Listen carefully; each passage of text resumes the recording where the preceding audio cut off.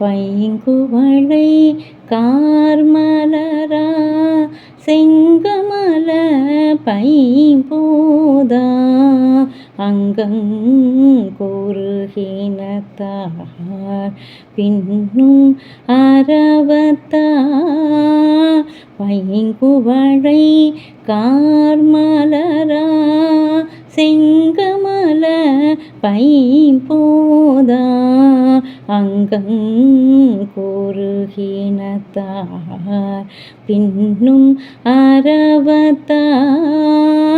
தங்கள் மலங்கழுவுவார் வந்து சார்தலினார் எங்கள் பிராட்டியும் எங்கோனும் போன்றி செய்த பொங்கு மடுவே புக பயந்து பாய்ந்து நம் சங்கம் சிலம்பு கலந்தார்ப கொங்கைகள் பொங்க குடையும் புனல் பொங்க பங்கைய பூம்புனல் பாய்ந்தாடேரோ ரெம்பாவாய் பங்கைய பூம்புனல் பாய்ந்தாடேரோ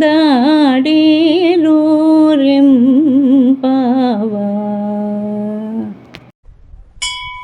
திருச்சிற்றம்பலம்.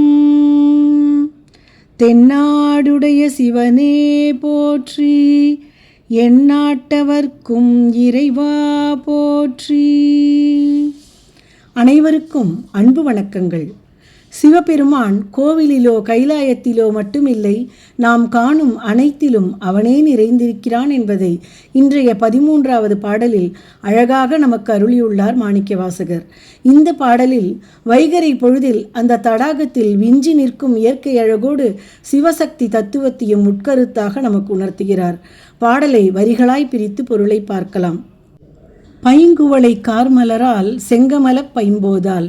கருமையான குவளை மலர்கள் குளத்தில் பூத்து குலுங்குகின்றன.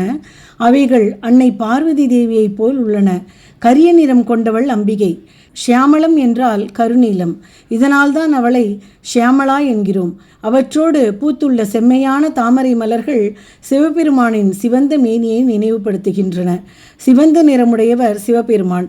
மாணிக்கவாசகர் தன் தெய்வீக பார்வையால் கரிய குவளை மலர்களை அம்பிகையாகவும் தாமரையை சிவனாகவும் பார்க்கிறார். அங்கம் குறுகினத்தார் பின்னும் அரவத்தால். மேலும் அங்கே வெண்மை நிற நீர்ப்பறவைகளான குறுகுப்பறவைகளும் தடாகத்தில் மிதக்கின்றன.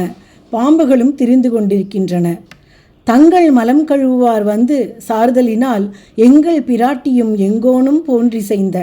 இந்த குளத்தில் குளித்து மனிதர்கள் தங்களின் உடல் அழுக்குகளை போக்கிக் கொள்ள வந்துள்ளனர். ஆனால் இந்த நீர் நிறைந்த குளமானது எம் தலைவனான சிவனும் தலைவியான உமையும் அர்த்தநாரீஸ்வரராய் இருப்பது போலவே காட்சியளிக்கிறது. அதனால் சிவனும் பார்வதியும் கலந்ததாக இருக்கும் இந்த குளத்தில் பக்தி என்னும் நீராடினால் மும்மலங்கள் அகன்றுவிடும். பொங்கு மடிவிற் புகப்பாய்ந்து பாய்ந்து நம் சங்கம் சிலம்பு கலந்தார்ப்ப கொங்கைகள் பொங்க குடையும் புனல் பொங்க பங்கைய பூம்புணல் பாய்ந்து ஆடேலோர் எம்பாவாய். மலர்கள் நிறைந்த இந்த தெய்வீக தடாகத்தில் நமது கைகளில் அணிந்துள்ள சங்கு வளையல்கள் சலசலக்க, கால் சிலம்புகள் கலகலவென ஒலி எழுப்ப, ஆனந்தத்தில் நம் மேனியும் பொய்கையும் பொங்க தடாகத்தின் மத்திக்கு சென்று தாவி தாவி மகிழ்வோடு நீராடி நம்முடைய மாயைகளை அகற்றி இறைவனின் அருளை பெற்றிடுவோம். அனைவரும் வாருங்கள் என்று தோழியார் அழைக்கின்றனர். சாதாரண குளத்தில் உடல் அழுக்கு நீங்கும். இது அம்மையும் அப்பனும் சேர்ந்து காட்சி தருகின்ற பக்தி குளம்.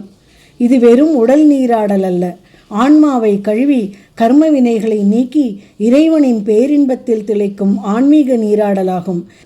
எனவே இதில் நீராடுகையில் மன அழுக்கும் நீங்கும் என்பது இந்த பாடலில் இருந்து நாம் அறிய வேண்டிய சிறப்பான கருத்து. ஏனென்றால் தடாகத்தில் பெண்களும் அழுக்கை போக்கிக் கொள்ள வந்தவர்களும் பக்தியுடன் ஒலிக்கும் ஈசனின் நாமம் நமசிவாய எனும் மந்திரமாகும். புற அழுக்கை சுத்தம் செய்வது தடாகம் என்றால் அக அழுக்கை நீக்குவது நமசிவாய எனும் 5 எழுத்து மந்திரம்.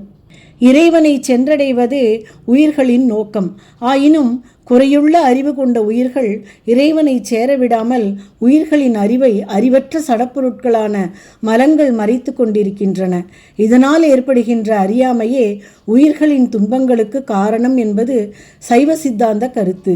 உயிர்களை ஆணவம், கண்மம், மாயை எனும் மலங்களின் பிணைப்பிலிருந்து விடுவிக்க இறைவனின் நாமம் ஒன்றே வழி. ந எனும் எழுத்து திரோதான மலத்தையும், ம எனும் எழுத்து ஆணவ மலத்தையும், சி எனும் எழுத்து சிவமே சகலமுமாய் இருப்பதையும், வா எனும் எழுத்து திருமிகுந்த சக்தியையும், ய என்பது ஆன்மாவையும் குறிப்பிடும் என்பது சைவத்தின் அடிப்படை. ந ஆகிய திரோதான சக்தி ம என்ற மலத்தை ஒழித்து அதுவே ப ஆகிய அருள் சக்தியாக மாறி சி ஆகிய சிவத்தை ஆன்மா அடையுமாறு செய்யும். அதாவது ஆணவமும் மாயையும் விலகிய ஆன்மாவானது சிவத்தோடு கலந்த சக்தியாகும் என்பது விளக்கம். இங்கும் அந்த பெண்கள் தடாகத்தில் சிவசக்தியையே கண்டு தூய்மையடையும் பேறு பெற்றனர். நமச்சிவாய வாழ்க, நாதன் தாள் வாழ்க என்று நாமும் அவனை நாளும் வணங்குவோம். மேலும் தொடர்ந்து நாளை பார்ப்போம்.